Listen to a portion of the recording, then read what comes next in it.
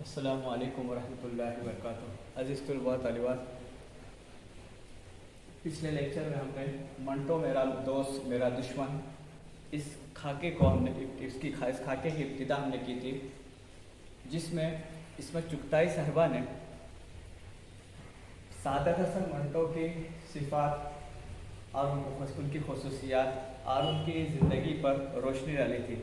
उनकी कुछ किताबें अपनी लाइब्रेरी में मौजूद है और आइंदा इंशाल्लाह आपको मौका मिला तो इंशाल्लाह पढ़ने भी दी जाएंगी। ये एक किताब है बग़ैर इजाज़त, रत्ती माशा कोला, इसका शिकारी औरतें, इसका ये है पन्ने, और एक इसी के साथ है लाउड स्पीकर। ये अपनी लाइब्रेरी में मौजूद है, इससे ज़्यादा भी है।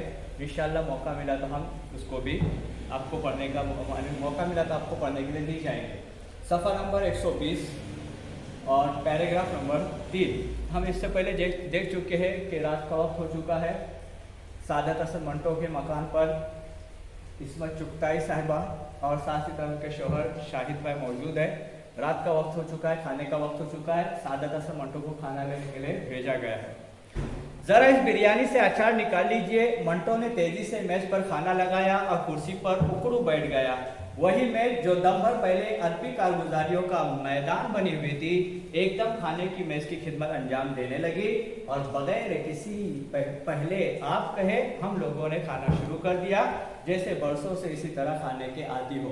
पहली मुलाकात थी इसमत आपा की सादत हसन मंटो से, लेकिन यहाँ देखो जब खाना शुरू करना हो, मौका आया खाना शुरू करने का, तो इसमें यह नहीं कहा कि आप खा लीजिए, बल्कि फौरन सबों ने शुरू किया था, क्योंकि भूख भी शदीद लगी थी, देर भी हो चुकी थी। मंटो फिल्मिस्तान में करीब करीब मुस्तकिल था। वो बड़ा खुश नजर आता था। मदा सराय जो उसकी जिंदगी का सहारा थी, उसे मिलती थी कि उसकी फिल्म 8 दिन कामयाब न हुई। अब ये फिल्मों से वाबस्ता थे, स्क्रिप्ट लिखा करते थे और फिल्मों के लिए काम किया करते थे, फिल्मों के लिए लिखा करते थे, तहरीर करते थे। तो वो हमेशा जो आदि थे वो मदा सराय के आदि थे। यहाँ जो लिखा गया मदा सराय के आदि थे। अब इससे पहले भी हम देख चुके लफ्ज़ मदा है, ये बना है हमद से। इसमें भी मीम है दाल हा है, इसमें भी मीम है दाल हा है। सिर्फ हुरूफ की तरतीब इधर उधर है, लेकिन मतलब एक ही दोनों का तारीफ करना। यानी लोग उनकी तारीफ करें तो वो खुश हो जाते थे। या इनका कहने का मतलब है कि वो खुश हो जाते थे ज़रा सी तारीफ पर भी। लेकिन उनकी जो फिल्म आई थी 8 दिन, जिसमें उन्होंने अपनी तरफ से मेहनत की थी, कोशिश की थी, लेकिन वो फ्लॉप हो चुकी थी, कामयाब न हुई। न जाने क्यों वो फिल्मिस्तान छोड़कर अशोक कुमार के साथ बम्बई टॉकीज चला गया। फिल्मी जिंदगी को उन्होंने खैरबाद कहा और फिर मुंबई में चले गए। इसे अशोक कुमार बहुत पसंद था। मुखर्जी न जाने उसे क्या कह दिया था कि वो एकदम उनके खिलाफ हो गया। यानी मंटो साहब क्या करते थे कि जब इधर उनकी बनती नहीं थी या उनके इधर कुछ हालात अच्छे नहीं होते, तो वो हालात को छोड़कर कहीं और चले जाते थे। अशोक कुमार के साथ रहे, फिर वहां से उनको भी खैरबाद कहा और वहां से और आगे चले गए। बकवास है, मुखर्जी फराड है पक्का, वो तलखी से कहता। अब लफ्ज़ है तलखी, अब ये बना है तल्ख से। अब तल्ख कहते हैं करवाहट को, अब वो तलखी से, सख्ती से, करवाहट से। वो अक्सर कहते थे कि वो आदमी फ्रॉड है, वो आदमी बकवास है, वो आदमी अच्छा नहीं है, ये वो कहते थे। लेकिन देखो आगे, बम्बई टॉकीज में जाकर उसने मुझे भी कंपनी में 1 साल के लिए सीनियर डिपार्टमेंट में काम दिलवा दिया और बहुत ही खुश हुआ।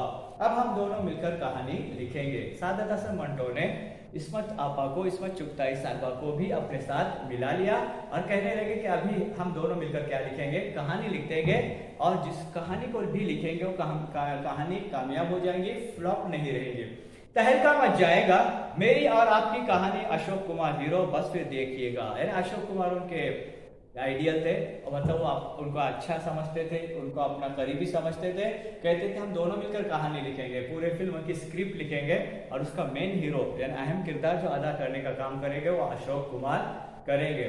और अशोक कुमार काम करेंगे और फिर वो फिल्म क्या हो जाएंगी, हिट हो जाएंगी, मंजर आम पर आ जाएंगी, लोग खुश हो जाएंगे उसको देखकर। अब मगर मंटो की कहानी रहेगी, लेकिन मामला वही का वही रह गया। मंटो दिन भर अपने कमरे में बैठा अपनी कहानी की उधेड़बुन किया करता। कभी अंजाम को आगाज बनाकर लिखता, कभी आगाज को अंजाम। अब देखो दोनों अल्फाज क्या है, दूसरे की जिद है। एक लफ्ज है आगाज और एक लफ्ज है अंजाम। अब दोनों अल्फाज जो है वो एक दूसरे की जिद है, मुतजाद अल्फाज है कि कभी वो आखिर से शुरू करते थे, कभी शुरू से आखिर तक जाते थे।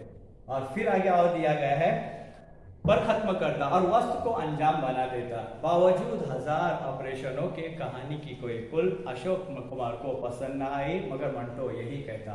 यानी कहानी कभी शुरू की जाती थी आखिर तक, कभी आखिर से शुरू तक, कभी दरमियान से आखिर तक, कभी दरमियान से शुरू। है अलग अलग पैराओं में, अलग अलग अंदाज में, अलग अलग तरीकों में उसको देखा गया, लिखा गया, लेकिन वो कहानी न बन सकी और न बनने की वजह से अशोक कुमार को बिल्कुल पसंद न आती थी। लेकिन सादत हसन मंटो बार बार यही कहते, आप गंगोली को नहीं समझते, मैं समझता हूँ वो मेरी कहानी में जरूर काम करेगा। लेकिन उनका कहना यह था कि नहीं, मेरा दोस्त मेरी कहानी में जरूर काम करेगा। आपकी कहानी में उसका रोल रोमांटिक नहीं बाप का है। अब ये बेचारे उनको सताने के लिए कहा करती थी कि आपके कहानी में जो उनका रोल है, किरदार है, वो रोमांटिक नहीं है, मतलब हीरो नहीं रहेगा, बल्कि हीरो के अलावा, मतलब हीरो की जगह बल्कि किरदार जो रहेगा वो अहम किरदार क्या रहेगा, वालिद का किरदार रहेगा। बाप का है वो कभी नहीं करेगा। और मंटो से फिर लड़ाई होने लगती है। बात पर दोनों अदबी एतबार से लड़ाई करते थे, अदबी एतबार से उनकी झड़पें हुआ करती थी। तो ये बार बार दोनों की आपसी लड़ाई होती थी, और लेकिन लफ्जी लड़ाई होती थी और अदबी हुआ करती थी, मगर अदबी जुबान से, मतलब अदबी जुबान के दायरे में रहकर वो लड़ाई करते थे। तू मैं भी हो जाती थी, लेकिन ज्यादा कुछ इस तरह से लड़ाई नहीं। यह अपनी फिक्र पर पड़ी थी और वही हुआ कि जिद्दी और महल बन गई। दो फिल्मों के नाम है, एक फिल्म का नाम है जिद्दी और दूसरी फिल्म का नाम है महल। दोनों फिल्में बन गई, लेकिन जो सादत हसन मंटो थे उसके लिए कोई तहरीर या स्क्रिप्ट न लिख पाए। मंटो की कहानी रह गई। मंटो ने जो कहानी लिखी थी वो कहानी वही की वही धड़ी रह गई और उसकी जगह के आगे दो फिल्में जिद्दी और महल बनकर सामने आई। मंटो को इसकी उम्मीद न थी और उसे बड़ी जिल्लत महसूस हुई। अब उसको रुसवाई का सामना करना पड़ा। उसे जिल्लत रुसवाई हुई और जिल्लत और रुसवाई को उन्होंने महसूस किया।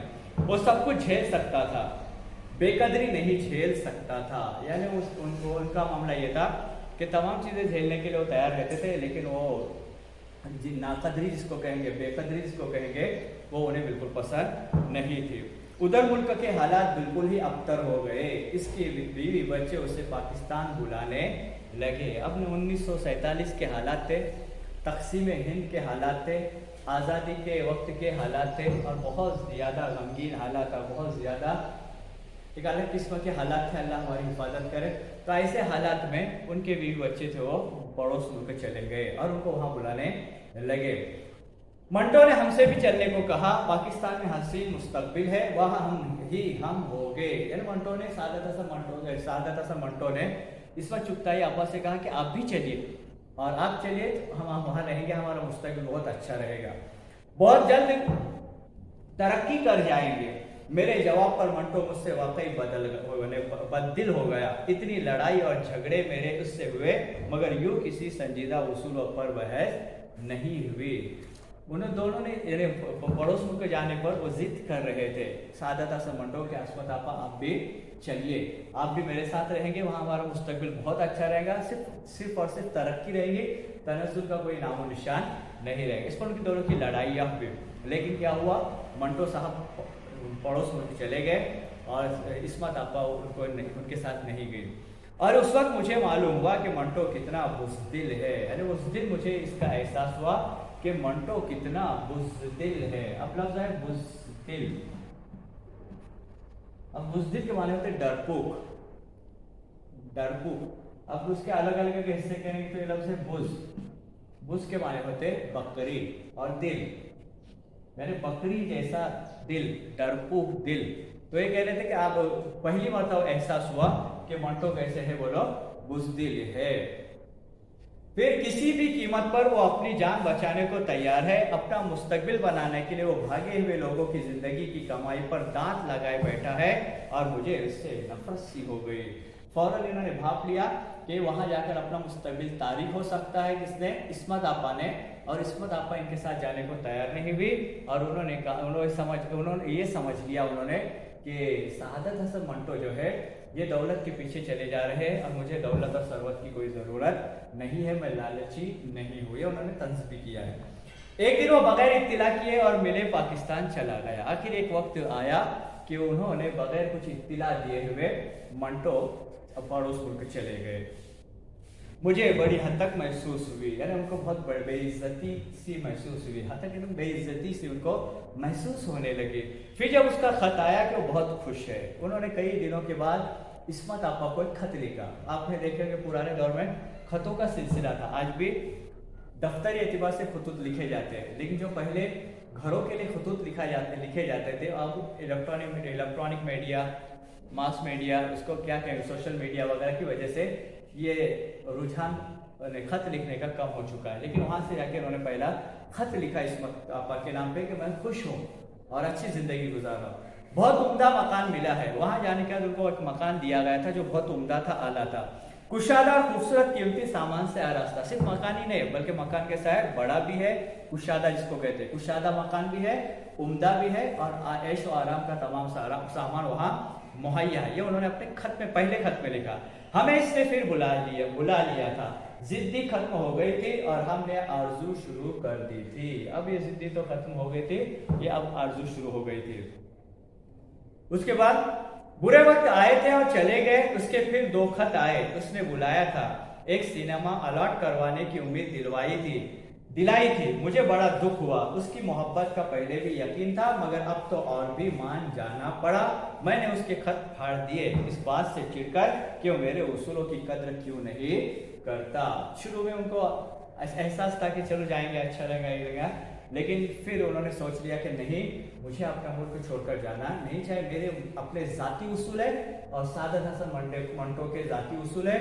उनका मामला अलग है, मेरा मामला अलग है। मैं वहाँ जाऊँगा, मैं जाऊँगी नहीं। मतलब इस्मत आपा के अल्फाज थे कि वो मेरे उसूलों को कद्र नहीं करता, मैं भी उसके उसूलों की कद्र नहीं करूँगी। ऐसा किसने कहा? इस्मत आपा ने कहा, और वो उसको इस बेइज्जती महसूस हो गई नहीं। फिर उसके बाद मैंने उसे जाने से नहीं रोका, फिर वो मुझे अपने रास्ते पर क्यों घसीट रहा है। यानी जब मैंने अपनी मर्जी से कहा कि आपको जाना है आप चले जाओ, मुझे नहीं जाना, फिर वो मुझे क्यों बुला रहा है कि आप भी पाकिस्तान चले आइए। फिर सुना मंटो बहुत खुश है। फिर एक बार और मालूमात मिली कि मंटो क्या है, बहुत खुश है। फिर वो मालूमात मिलने पर एहसास हुआ कि नहीं, मंटो क्या है, बहुत खुश है, ऐसा उन्हें मालूम हुआ। लेकिन फिर क्या हुआ, देखो, मकान छीन गया। मंटो खुश नहीं था, बल्कि तंजिया जुमला है कि मकान छीन गया। जिस मकान में वो रहते थे, जहाँ उनको मकान दिया गया था, वो मकान उनसे ले लिया गया और उनको बेघर किया गया, क्योंकि वो मुल्क बड़ा मुल्क था, पड़ोस मुल्क था।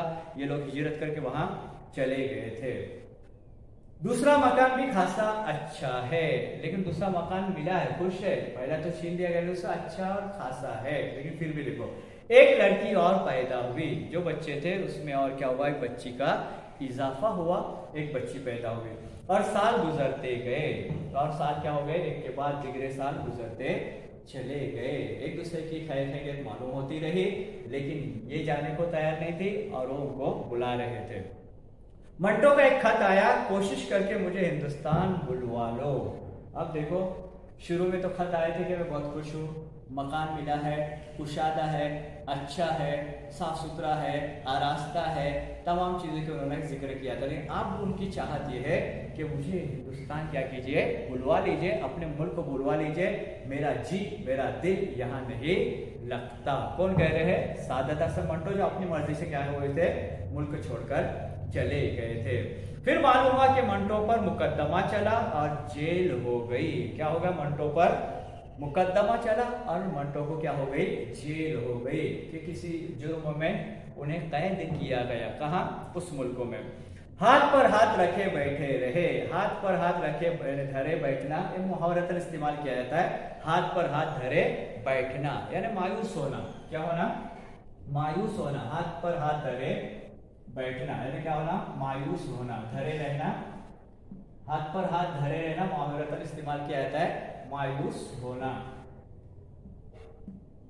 और यहाँ हम जो खाका देख रहे हैं, ये बा मुहावरा है। कहीं मुहावरे इससे पहले जा चुके हैं मुहावरे, और अभी एक मुहावरे जो मुहावरे आने वाले हैं, उसमें पहला मुहावरा जो है हाथ पर हाथ धरे बैठना यानी मायूस होना। किसी ने एहतिजाज भी न किया, किसी ने उसके ऊपर आवाज बुलंद नहीं की कि इतने बड़े यानी क्या उसको कहे मुसन्निफ को, इतने बड़े अदीब को क्यों जेल में डाल दिया, किसी ने कोई आवाज नहीं उठाई। बल्कि कुछ ऐसा लोगों का रवैया था कि अच्छा हुआ जेल हो गए, लोग सोचने पर मजबूर हो गए, या लोगों ने ये तय कर लिया कि चलो अच्छा हुआ उन्हें जेल हो गई। क्यों? अब दिमाग दुरुस्त हो जाएगा। अब ये दूसरा मुहावरा है, दिमाग दुरुस्त होना यानी तकब्बुर दूर होना। दिमाग दुरुस्त होना यानी क्या? तकब्बुर दूर होना। तकब्बुर क्या होना? दूर होना। ये भी क्या है बोलो? मुहावरा है। अब ये कह रहे कि तकब्बुर दूर हो जाएगा, दिमाग क्या आ जाएगा उनका? ठिकाने आ जाएगा। इतने दिनों से उनको अपने कलम पर क्या था? तकब्बुर था कि मैं बहुत बड़ा अदीब हूँ, मैं बहुत बड़ा राइटर हूँ, मैं बहुत बड़ा लेखक हूँ, मैं बहुत बड़ा मुसन्निफ हूँ। लेकिन आज क्या हो जाएगा? जेल में जाने का उनका दिमाग ठिकाने पर आ जाएगा, तकब्बुर क्या हो जाएगा? दूर हो जाएगा। न कहीं जलसे हुए, न मीटिंगें हुई, न रिजोल्यूशन पास हुए। जैसे हमारे मुल्क में अगर किसी को कैद किया जाए, जो अदबी शख्सियत हो, सियासी हो, समाजी एतबार से कोई बड़ी शख्सियत हो या फिर मजहबी एतबार से कोई बड़ी शख्सियत हो, तो फौरन उसके ऊपर क्या उठती है? आवाज़ें उठती है, लोग एहतिजाज करते हैं, जुलूस निकालते हैं, जलसे होते हैं और उन्हें रिहाई तक, उनको बाहर निकलने तक रिहाई का क्या इंतज़ाम किया जाता है। लेकिन उस मुल्क में जाने के बाद कोई मामला नहीं हुआ, किसी ने कोई आवाज़ नहीं उठाई और किसी ने उनकी परवाह नहीं की। अब फिर क्या हुआ देखो कि कोई रिजोल्यूशन पास नहीं हुआ। फिर मालूम हुआ कि दिमाग चल निकला और पागल खाने में यार दोस्त पहुंचा आए। अब ये पता चला है कि एक तो उनको जेल भी थी, अब ये हो गया कि उनका दिमाग काम करना क्या कर दिया है? छोड़ दिया है। मतलब क्या हो गए? दिमाग से भी वो माजूर हो गए, दिमाग चला गया और पागल खाने में उनको पहुंचाया गया। यानी दोस्त उनके जितने थे, यहाँ एक लफ्ज़ यार भी इस्तेमाल किया गया, यार के माने भी दोस्त ही होते, कि उनके दोस्तों ने उनको वहाँ पहुंचा दिया। कहाँ? पागल खाने छोड़ा है कि दिमाग काम करना छोड़ दिया था। मतलब क्या हो गए थे? पागल हो गए थे, उन्हें पागल खाने छोड़ दिया गया। मगर एक दिन मंटो का खत आया। फिर बहुत दिन गुजर गए और फिर मंटो ने क्या लिखा? एक खत लिखा इस्मत चुगताई के नाम। फिर उन्होंने इस्मत चुगताई के नाम एक खत लिखा और खत में देखो क्या लिखते हैं। हालांकि पहले कहाँ चले गए थे? पहले जेल हुई, फिर कुछ दिनों के बाद पागलपन होने की वजह से या दिमाग काम न करने की वजह से उनको पागल खाने में छोड़ दिया गया। फिर कई दिनों के बाद उन्होंने फिर दोबारा इस्मत आपा को क्या लिखा? खत लिखा। क्या खत लिखा देखो? बिल्कुल होश और हवास में लिखा था कि आप बिल्कुल ठीक हो, अगर मुखर्जी से कहकर बंबई बुलवा लो तो बहुत अच्छा हो। उन्होंने कहा कि अब मेरा जी यहाँ नहीं लगता, मैं अब इस मुल्क में रहना नहीं चाहता, मैं बहुत खुशी के साथ और मैं अपनी मर्जी के साथ इस मुल्क में आया था, जिस मुल्क में वो गए थे उस मुल्क में चला गया था, लेकिन अब मेरा दिल वहाँ नहीं लगता और मुझे उस मुल्क में नहीं रहना है। अब अशोक कुमार से कह लीजिए और मुझे फिर से अपने मुल्क में बुलवा लीजिए। क्या कि उन्होंने दरख्वास्त की, किससे? इस्मत आपा से कहा कि आप मुझे हिंदुस्तान बुलवा लीजिए, मेरा यहाँ मन नहीं लग रहा है, बम्बई बुलवा लीजिए। उसके बाद अरसे तक कोई खैर खबर नहीं मिली। फिर दोबारा कही, फिर उसके बाद एक लंबा वक्फा चला गया और लंबा वक्फे में कुछ खबर दोनों की इन्होंने अपनी खबर उनको पहुंचाई, न उन्होंने खबर अपनी कुछ इनको दी कि दोनों किस हाल में है। दोनों दो मुल्क में है, अलग अलग मुल्कों में अदबी एतबार से एक दूसरे की खैर खैरियत पूछा करते थे। लेकिन आज ये मामला है कि वो उस मुल्क में है, ये इस मुल्क में है और दोनों की कोई खैर खबर नहीं है। बहुत एक लंबा अरसा गुजर जाने के बावजूद भी किसी को कोई चीज की खबर नहीं थी। नहीं मेरे खत का जवाब, उसका खैर खबर नहीं मिली, नहीं मेरे खत का जवाब आया। फिर सुना कि वो दोबारा पागल खाने चले गए। बहुत दिन गुजर जाने के बाद एक दूसरे की खैरियत मालूम की, लेकिन कुछ पता नहीं चला कि वो किस हाल में है, ये किस हाल में है। लेकिन कई दिनों के बाद मालूम हुआ, दिगर जराए से उन्होंने मालूमात हासिल की इस्मत आपा ने, कि मंटो क्या हो गया? फिर पागल खाने चले गए और उनका दिमाग काम करना छोड़ दिया है। अब मंटो की खबरों से डर सा लगता था। यानी जब ऐसा मालूम हो जाता कि मंटो के बारे में कोई खबर या कोई मालूमात आ जाती तो डर लगता था, न जाने अब क्या हाल होगा उनका, न जाने अब उनके साथ क्या गुजर रही होगी। तो डर लगने लगा था कि मंटो किस हाल में है, तो उनकी खबर से उनको डर सा लगता था। पूछने की हिम्मत न पड़ती थी। यानी कोई आने जाने वाले बहुत से लोग आते थे, इस मुल्क से उस मुल्क जाते थे, उस मुल्क से इस मुल्क आते थे, लेकिन अब उनसे मालूमात लेने को भी डर लग रहा है कि अब किस हाल में, या पागल खाने में है, या दवाखाने में है, या अपने मकान पर नजरबंद है, या कैद कर लिया गया है। खुदा जाने उसका अगला कदम कहाँ पड़ा हो, मगर पागल खाने से आगे जो कदम पड़ता है। अब देखो, उनको बहुत फिक्र होती थी। सादत इस्मत आपा चुगताई को सादत असम मंडों के बारे में बहुत फिक्र होती थी। एक तो यहाँ से मुल्क छोड़कर चले गए, वहां जाने के बाद उनको कैद कर लिया गया, फिर दिमाग काम न करने से उनको पागल खाने भेज दिया गया, फिर उनको घर भेज दिया गया, फिर दोबारा पागल खाने पहुंचा दिया गया था। तो ये बार बार इधर से उधर, उधर से इधर, इधर से उधर जाना आना जो था, इन तमाम चीज़ों को देखकर इस्मत आपा को डर सा लगने लगा कि न जाने अब क्या होगा। और उन्होंने एक कदम आगे की बात की है जो आगे बताना चाहती है। और लौट कर नहीं आता। यानी उन्होंने कहा कि जब इंसान पागल हो जाता है या कैद खाने जाता है, वहां से रिहाई होती है, फिर दोबारा कैद खाने जाता है, इसके बाद वाला जो कदम रहता है वो ऐसी जगह होता है जहाँ इंसान एक मरतबा जाकर फिर कभी वापस नहीं आता। एक मरतबा इंसान चला गया तो फिर वापस नहीं आता। अब भी समझ गए होंगे वो कदम मौत का है, क्योंकि दुनिया में जो इंसान है वो कई चीज़ों का इनकार करते हैं। कितने ऐसे इंसान हैं जो किसी न किसी चीज़ का इनकार करते हैं, लेकिन आज तक किसी ने मौत का इनकार नहीं किया। क्योंकि दुनिया का सबसे बड़ा सच क्या है? मौत है। कि मौत से किसको रुस्तगारी है, आज हो तो कल हमारी बारी है। तो उन्होंने कहा क्या, जो जहां से कोई लौट कर नहीं आता। पाकिस्तान से आने वाले लोगों से भी इतनी कड़वी खबरें सुनी कि जी उब गया। अब जी उब जाना, ये भी मुहावरतन इस्तेमाल किया जाता है। जी उब जाना यानी दिल उगता जाना। जी उग जाना यानी क्या? उगता जाना, उगता जाना। अब देखो क्या करे कि उनकी खबरों को सुनकर उनकी खबरें इतनी सुनी तो जी क्या हो गया? उग गया, यानी जी उगता गया। ये भी मुहावरा है, इस्तेमाल किया गया। बेतरफ पीने लगे हैं, अपने पराए हर एक से पैसा मांग बैठते हैं। पागल खाने से निकलने के बाद जब घर पर आए तो पीने लगे हैं। यानी पीने लगे मतलब शराब की उन्हें क्या हो गई? लत लग गई है। क्या लग गई है? शराब की लत लग गई है, यानी उनको आदत हो गई है। अल्लाह हमारी हिफाजत करे। तो शराब की क्या हो गई? बोलो, शराब की लत लग गई है, आदत हो गई, बहुत ज्यादा पीने लगे और हर एक से पैसा मांगने लगे। अब क्योंकि गुजर बसर करना बहुत मुश्किल हो रहा है, पैसे की किल्लत है, तो ऐसे वक्त में एक दूसरे से पैसा मांग रहे हैं। कभी दोस्तों से, कभी यारों से, कभी अपनों से, कभी परायों से क्या कर रहे हैं? पैसा मांग रहे हैं। अखबार वाले बिठाकर सामने मजमून लिखवाते हैं। जिनको भी उनसे काम कराना रहता है वो सामने बिठाते हैं, उनसे मजमून लिखवा कर लेते हैं। तहरीरी जो भी चीजें वो लिख कर लेते हैं, काम पूरा होने के बाद ही पैसे देते हैं। पहले ऐसा था कि पहले पैसा दिया जाता था और कहा था कि ऐसा ऐसा काम आपको करना है, लेकिन अब ये मामला अलग था कि पहले यहाँ बैठो, पूरा काम करो और पूरा काम करने के बाद ही आपको पैसा दिया जाएगा।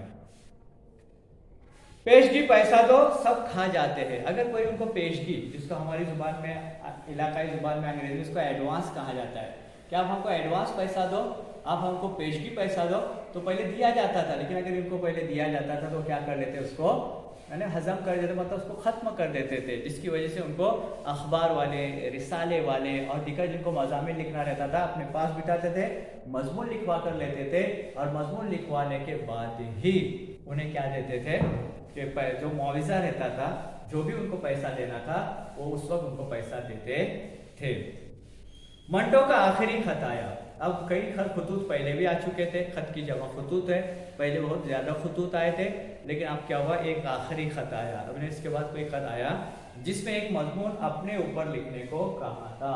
कि उन्होंने कहा था कि मेरे बारे में, इस्मत आपा को कहा था कि सादत हसन मंटो ने अपने ऊपर है, सादत हसन मंटो के बारे में एक मजमून लिखने के लिए कहा था। क्योंकि जो तहरीर यानी मज़ामिन लिखने वाले लोग होते हैं, मुसन्निफिन होते हैं, वो एक दूसरे को करीब से जानते हैं, इसके लिए एक दूसरे के बारे में बहुत अच्छा मजमून लिखते हैं।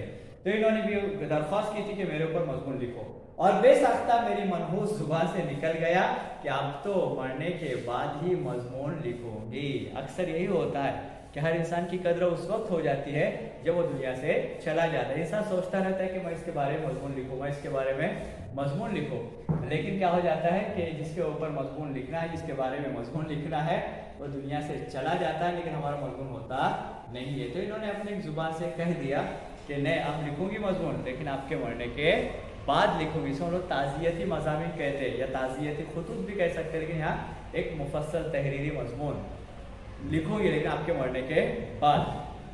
और आज मंटो के मरने के बाद मैं लिख रही हूँ, अरे जो मजमून पूरा लिखा गया है ये आज मैंने लिखा है या आज मैं लिख रही हूँ, लेकिन मंटो के मरने के बाद, यानी मंटो के मरने के लिए मजमून लिखा जा रहा है कि मंटो कैसे थे, मंटो किस तरह के इंसान थे, मंटो के अंदर कौन सी खूबियाँ थी और मंटो के अंदर क्या खामियाँ थी, उन्होंने अदब में कितना अहम किरदार अदा किया, अदब में क्या किया, वो सब लिख रहे थे। मंटो ही नहीं, अरसा हुआ मेरे और मंटो के दरमियान बहुत कुछ मर चुका था।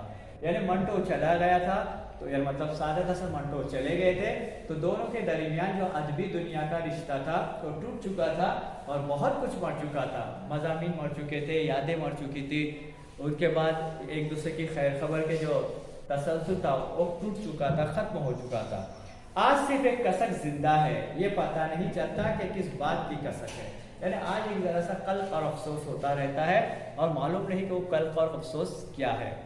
क्या इस बात की नदामत है कि वो मर चुका है, क्या इस बात की नदामत है। अब नदामत बना नादिम से, किससे बना है, नादिम से, और नादिम कहते शर्मिंदा होने को, नादिम कहते शर्मिंदा होने को, नदामत के आंसू या नदामत एक बाकी है कि क्या वो मर चुका है और मैं जिंदा हूँ। यानी हमारा जो रिश्ता था वो अदबी रिश्ता था, लेकिन सादत हसन मंटो दुनिया से जा चुके हैं और मैं अभी भी जिंदा हूँ।